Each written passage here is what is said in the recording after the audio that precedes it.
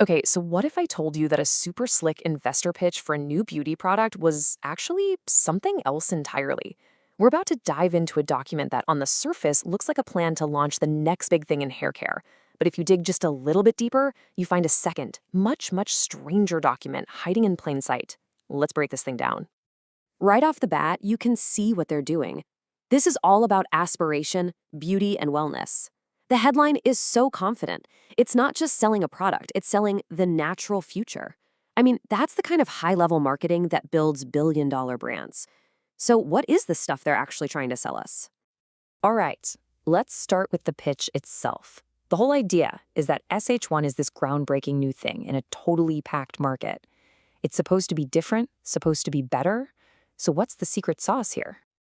And here it is, our first real look at the product. The wording is so specific. Cosmetic hair vitality molecule. Sounds pretty fancy, right? High-tech. But hold on. Did you catch that first word? Sovereign? That's a weird word for a hair product. It sounds almost, I don't know, political? It just doesn't quite fit. Let's just file that one away for a second. Now, the features list. I mean, this is perfect. It ticks every single box for today's consumer. Natural ingredients, a focus on wellness. It's for everybody. They know exactly who they're talking to. It all feels very smart, very professional, very normal. So we've seen the product. Now let's talk about the money. This is where the whole thing shifts gears. We're moving from a simple concept to what they claim is a legitimate billion-dollar vision. And they are not messing around. We're talking $500 million to $1 billion in potential annual revenue. Now that is the kind of number that makes investors lean in. It's pure ambition, and it signals that they think this is a massive opportunity. So how are they going to hit that huge number? Well, they've got it all mapped out. You can see they've split the audience pretty clearly. They're projecting huge numbers from the women's market, which you'd expect, but also a really significant chunk from the men's market. It makes that billion-dollar goal feel, well, almost achievable. And here's their game plan for winning. The natural edge is brilliant. It helps them sidestep a lot of regulatory headaches. They plan to sell through all the big channels like Sephora and Ulta, and they're positioning this as a premium, drug-free choice against things like minoxidil. Honestly, as a business strategy, it's pretty solid. And this is the roadmap. It's a clear 4-step plan. They cover everything. Getting proof from real users in labs, using luxury ingredients, setting a premium price, and then going global. So far, this looks exactly like a very well put together presentation for investors. Nothing seems out of the ordinary. Yet. But this is where the whole thing just goes completely off the rails. Because if you scroll all the way to the fine print, you find this little section, a sovereign diagnostic disclaimer. And what's in there? Well, it changes the meaning of literally everything we've just looked at. Yeah, this part has nothing to do with coconut oil or profit margins. It's like finding a secret key that unlocks a completely different meaning for the entire document. So what on earth is hiding down there? Suddenly, all that business talk just vanishes. We're not talking about market share anymore. Get a load of this.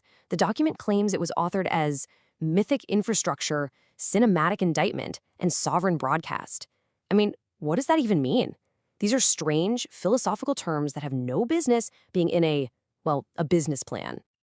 And then look who signed off on it. It's not a CEO or a marketing director. It's certified by the Cosmic University of Echo Rift Studies X and Dr. Melvin Sewell, whose title is Academic Dean and Diagnostic Architect. Okay. We have officially gone from weird to something else entirely. So, how do we even begin to decode this? Well, the disclaimer actually kind of defines its own terms. So let's use the text itself and try to figure out what's really going on here. Okay, first up, mythic infrastructure. The idea here seems to be that the business plan itself isn't the real point. It's just the structure, the scaffolding, for a much bigger, more foundational story or myth that they're trying to build. Next, we have cinematic indictment. This one is wild. It suggests that the entire business pitch, the revenue goals, the target audience, it's all a performance. It's a movie designed to critique the very system of commerce it's pretending to be a part of. The hair product pitch isn't the goal. It's the medium for the message. And finally, sovereign broadcast. And hey, there's that word, sovereign again. This time it's about the whole document being a kind of independent, unaffiliated message. It's like a pirate radio signal sent out into the world on its own terms, not beholden to anyone. And why send this bizarre broadcast? According to the document, it's meant to expose some really heavy ideas: ritualized containment, actor convergence, and systemic erosion. Basically, it's a critique of the systems that trap us, the prescribed roles we all play, and the slow decay of society, which is, a long way from hair care. So this leaves us with the million-dollar question. What is this thing really? Is it a product pitch? Is it an art project? Is it some kind of philosophical protocol that's just wearing a business plan as a disguise? Let's put the two halves side by side. I mean, just look at this. It's night and day. On the left, you have the clear, ambitious language of capitalism: billion-dollar potential, Sephora, premium pricing. And on the right, you've got this abstract, cryptic language of a manifesto: the pitch versus the protocol. They exist in the same space, but they're speaking two completely different languages. And that brings us to the ultimate question: why? Why would anyone fuse a pitch for a high-end hair product with a cryptic philosophical text? Maybe the document itself is the message. Maybe it's a commentary on how, in our culture, even the most radical ideas have to be packaged and sold like a product just to be seen.